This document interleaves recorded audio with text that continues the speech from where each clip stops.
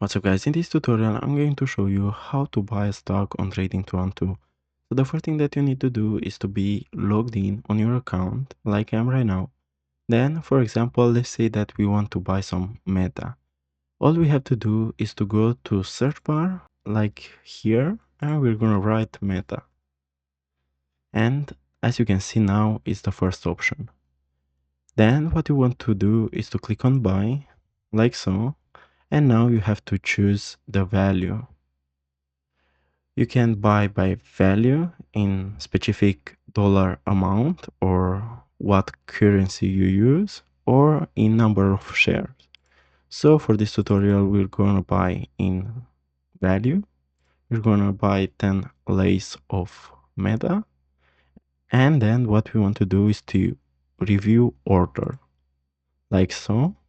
Then we're gonna click on send by order.